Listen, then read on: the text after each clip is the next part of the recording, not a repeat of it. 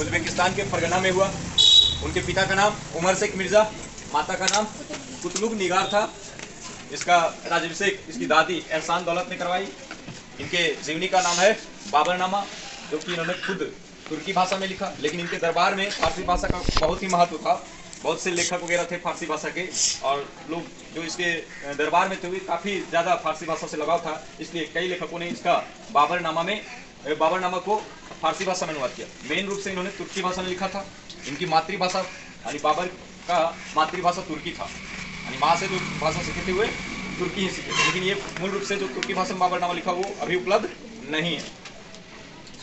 भारत में तैमूरलंग का आक्रमण हुआ था दिल्ली पर 1398 में, और जबकि मंगोलों ने भारत पर आक्रमण 1333 ईस्वी में किया था। उस समय दिल्ली सल्तनत का काल था और मोहम्मद बिन तुगलक शासक थे। उस समय चंगेज खान की सेना ने भारत पर आक्रमण किया था। उस समय मतलब चंगेज खान का तो मृत्यु हो चुका था, लेकिन उसके सेना लोग, उत्तराधिकारी लोग भारत पर आक्रमण किया था।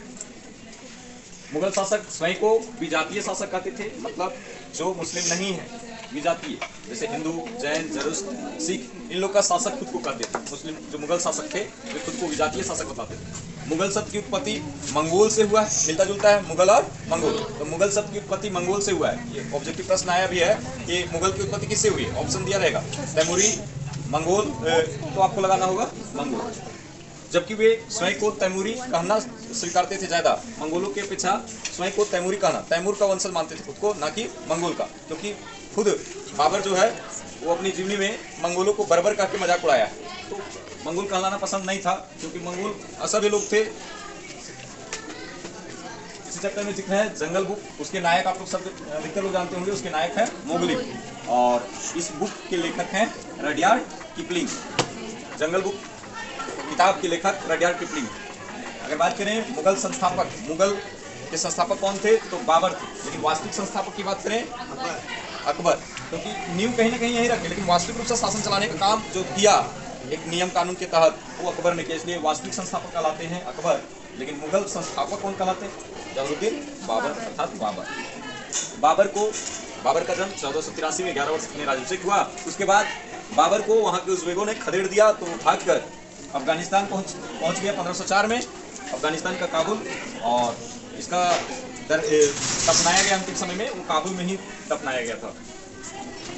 काबुल में सर लिया 1504 में, और बादशाह की उपाधि 1507 में धारण की। ये भी ध्यान में रखेंगे कि बाबर ने बादशाह की उपाधि धारण कब की, 1507 में। उसके बाद इसको भारत निमंत्रण किया गया। आप जानते हैं दौलत खान, असलम खान और राणा सांगा ने इन्विटेशन दिया था इब्राहिम लोदी को हराने के लिए। 1526 में वो आया और पानीपत का युद्ध लड़ा, और पानीपत हरियाणा पड़ता है। इब्राहिम लोदी और बाबर के बीच युद्ध हुआ, जिसमें बाबर जीत गया। उसके बाद मुगल शासन की शुरुआत यहीं से 1526 से ही हो जाती है भारत में। उसके बाद 1527 में खानवा का युद्ध हुआ राणा सांगा और बाबर के बीच में, जिसमें बाबर जीत गया। फिर 1528 में चंदेरी का युद्ध हुआ, ये मध्य प्रदेश में पड़ता है चंदेरी।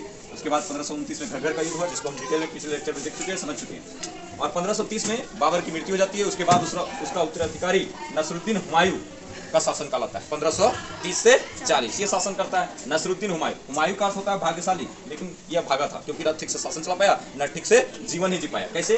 क्योंकि 1530 से 1540 तक भारत में शासन किया। उसके बाद एक अफगान शासक आता है जिसका नाम है शेर शाह सूरी। वो इसके साथ 2 लगातार युद्ध में इसको हराता है, चौसा का युद्ध और बिलग्राम का युद्ध। उसके बाद ये भारत से भागने पर विवश हो जाता है, क्योंकि नहीं भागता तो इसका जान ले ही लेता। कौन? शेर खान। शेर खान कहे तो शेर शाह सूरी, वो जान ले लेता है, इसलिए भागा और गंगा नदी को पार करके भागने लगा। ये भाग के ईरान पहुंचा, है ना। पाकिस्तान में इसका मित्र भी था राणा विरसाल। तो ये ईरान भागा, और भागा एक नाविक के सहारे। तो बड़ा इंटरेस्टिंग कहानी है कि उस नाविक से ये रिक्वेस्ट किया कि मुझे पार कराइए, और मैं बताया अपने विषय कि मैं भारत का शासक हूँ, हुमायूं हूँ, है ना। हुमायूं बड़ा ज्योतिषी में विश्वास करता था, एकदम हमेशा सप्ताह में अपने दरबार में पहुंचता था तो रंग बिरंगा वस्त्र पहन के, 7 दिन नया नया वस्त्र पहन के, रंग बिरंगा वस्त्र पहन के पहुंचता था, और पूरा सभी उंगली में भर भर के अंगूठी पहने रहता था, रंग बिरंगा अंगूठी, कई कीमती पत्थरों का अंगूठी पहनता था और दरबार में आता। ज्योतिषी में काफ़ी विश्वास था हुमायूं का। वो 10 साल तक लगातार 1530 से 40 तक शासन किया, लेकिन 1540 में शेर शाह सूरी जो ट्रंक रोड का निर्माण करवाया, वही शेर शाह सूरी इसको भारत से खदेड़ देता है। और 1540 में बिलग्राम युद्ध के बाद ये भागने पर विवश हो जाता है, और भागता है यहाँ से, तो उसको एक नाविक भगाने में काफ़ी मदद करता है। अगर वो नहीं भगाता, नदी नहीं पार कराता गंगा नदी, तो मारा गया रहता हुमायूं। लेकिन पार कराता है तो बदले में वो इसको आश्वासन भी देता है। हुमायूं कहता है कि ठीक है, आपने मेरा जान बचाया, मैं जब दोबारा भारत आऊंगा तो तुम्हें एक दिन के लिए भारत का शासक बनाऊंगा, एक दिन के लिए। जब दोबारा 1555-56 में आया हुमायूं, इस बीच में शेर शाह सूरी और उसके उत्तराधिकारी लोग शासन करते रहे भारत में। तो इसलिए आप देखते हैं कि हुमायूं का शासन दो काल में रहा, एक 1530 से लेकर 1540 तक और दूसरा 1555 से 56, क्योंकि बीच में भाग गया था यहाँ से, यानी 40 से 55 तक भागा रहा, इधर उधर घूमता फिरता रहा और वादा करके गया था कि मैं जब दोबारा भारत आऊंगा तो एक दिन के लिए शासक बनाऊंगा। तो वो जो पार कराने वाला व्यक्ति था उसका नाम था निजाम खान। तो निजाम खान को एक दिन के लिए शासक, जब दोबारा हुमायूं आया भारत में, एक दिन के लिए शासक बनाया था। किसको? निजाम खान को। अब एक दिन जब वो शासक बना तो उसने एक नया सिक्का चला दिया था एक दिन के शासन में, और चमड़ा का सिक्का चलाया था। ध्यान में रखिए, निजाम खान ने कौन सा सिक्का चलाया? चमड़ा का सिक्का चलाया था एक दिन के शासन के लिए। और ये भी ऑब्जेक्टिव पर्पज से, कॉम्पिटिटिव एग्जाम के पर्पज से इंपॉर्टेंट क्वेश्चन बनता है। फिर 1555-56 में ये शासन फिर से दोबारा चलाया, लेकिन क्या हुआ कि इस बीच 1556 में दिल्ली में एक पुस्तकालय था जिसका नाम है दिन पनाह महल। उस पुस्तकालय की सीढ़ियों से गिरकर इसकी मृत्यु हो जाती है। हाँ, यानी ये अभागा ही रह गया। इसका अर्थ, हुमायूं का अर्थ होता था भाग्यशाली, लेकिन ये अभागा रह गया अपने जीवन काल में भी और शासन काल में भी, है ना, क्योंकि सीढ़ियों से गिर के इसके मौत हो गई, ये कहा जाता है। और भी रीजन बताए जाते हैं, लेकिन स्पष्ट जो उभर कर आया सामने, वो सीढ़ियों से गिरने की बात कही गई है। और ये जब भागा यहाँ से तो ईरान में शरण लिया था सफावी वंश के साथ, तो ये 56 मृत्यु हो जाती। लेकिन उस वहां पर एक दिल्ली पर हेमू नाम का शासक था, बनिया था वो, और नमक का व्यापारी था हेमू, जो शासन संभाल रहा था। वो भी अफगान का था और नमक का व्यापारी था। उसने अपने जीवन काल में 22 लड़ाई लड़ा, जिसमें अधिकतर में जीत रहा।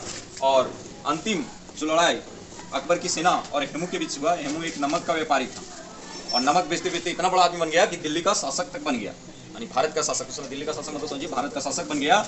उसे हेमू को विक्रमादित्य के नाम से भी जाना जाता है। तो अकबर की सेना और हेमू के बीच पानीपत का दूसरा युद्ध हुआ। कब? तो 1556 में हुआ।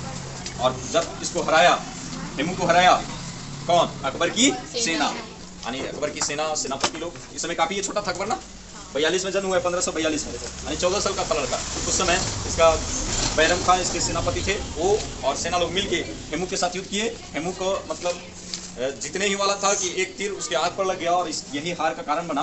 बाद में इसकी मृत्यु हो जाती है। तो हेमू हारा, फिर से मुगलों का शासन भारत में हो गया 1556 से। स्टार्टिंग तो 1526 से ही हुआ।